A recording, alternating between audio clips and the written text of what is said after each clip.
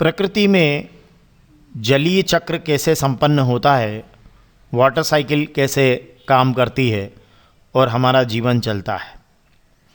आप यहाँ देख रहे होंगे कि ये सतही जल शब्द लिखा है और यहाँ पृथ्वी की सतह पर कहीं ये पानी इस तरीके से दिखाई दे रहा है। यहाँ महासागरों और समुद्रों का पानी होगा तो यहाँ ज़मीन के ऊपर झीलों और तालाबों का पानी दिखाई दे रहा है। यहाँ भूजल शब्द भी लिखा है, मतलब वर्षा का पानी ज़मीन के अंदर भी गया है। यहाँ एक शब्द लिखा है वाष्पीकरण, यहाँ लिखा है संघनन, यहाँ लिखा है वाष्पोत्सर्जन और कुछ पौधे बनाए हुए हैं, यहाँ लिखा है श्वसन और एक पशु बनाया हुआ है।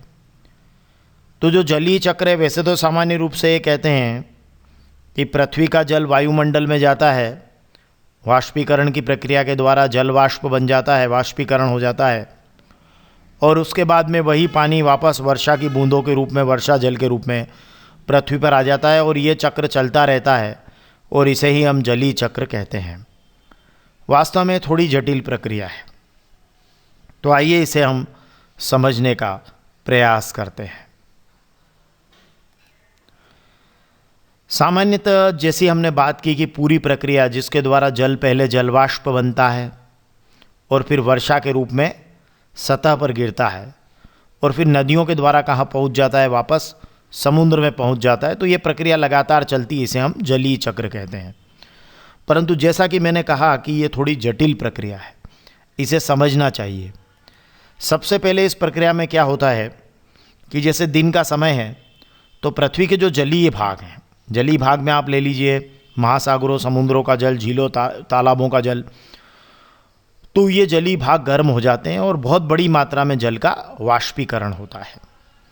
और इसमें मैं यहाँ तक भी कहूँगा कि अगर मान लीजिए नम मिट्टी है तो वहाँ से भी वो पानी को जो है सोख लिया जाएगा। इसको कहते हैं कि पानी वहाँ से भी जल वाष्प के रूप में चला जाएगा।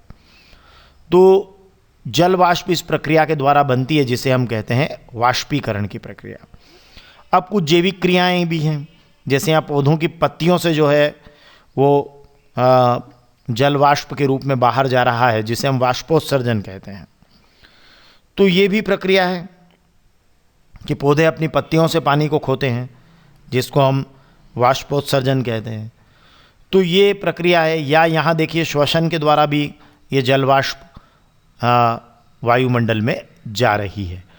तो इस तरीके से हम देखते हैं कि बहुत सारी ऐसी प्रक्रियाएं हैं, है ना। जैसे सामान्य रूप से एक वाष्पीकरण हो रहा है जो पानी का हो रहा है, और एक वाष्पोत्सर्जन हो रहा है, श्वसन के द्वारा भी हो रहा है। तो ये इन प्रक्रियाओं के द्वारा क्या हो रहा है कि जल वाष्प कहाँ जा रही है, वायुमंडल में जा रही है। अब वायुमंडल में जाने के बाद क्या होगा, वायुमंडल में जाने के बाद में ये जो जल वाष्प है, जब ये ऊपर जाती है तो ये ठंडी होती है और ठंडी होकर इनका क्या होता है, फैलती है, इनका संघनन होता है। और संघनन होकर पहले तो ये जल की छोटी बूंदें बनती है, बाद में ये जल की बड़ी बूंदों के रूप में संघनित हो जाती है और फिर वहाँ से ये वर्षा जल के रूप में कहाँ गिरती है, ज़मीन की ओर गिरती है। कभी कभी वायु का तापमान जब काफ़ी कम होता है तो ये बर्फ़ के रूप में भी वापस गिरती है। तो ये पानी कहाँ आ जाता है वापस, ये पानी वापस पृथ्वी पर आ जाता है, समुद्रों में आ जाता है। और जब ये पृथ्वी पर गिरेगा तो नदियों के जरिए क्या होगा, समुद्रों में जाएगा, झीलों में भी जाता है ना। और ये मृदा के अंदर जाकर भूजल का हिस्सा भी बन जाएगा और हमारे पास कुछ जल स्रोत तैयार हो जाते हैं, कुएं, नदी, तालाब, हैंडपंप, है ना। और पेड़ पौधे और जीवधारी भी इस जल का उपयोग करते हैं। तो इस तरीके से ये पृथ्वी पर ये जो जल है ये कई रूपों के अंदर हमें प्राप्त होने लगता है, या कई तरीके से हमें प्राप्त होने लगता है।